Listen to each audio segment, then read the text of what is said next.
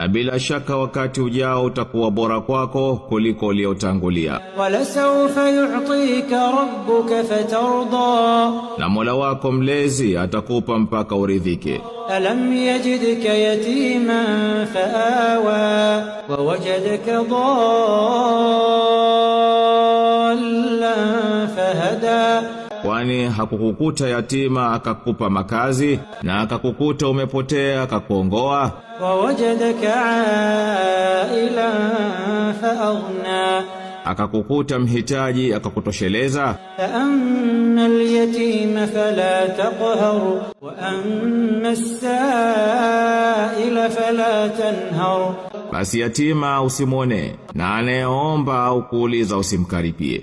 Wa amma bi ni'mati rabbika fahaddith, na neema za Mola wako mlezi zisimlie.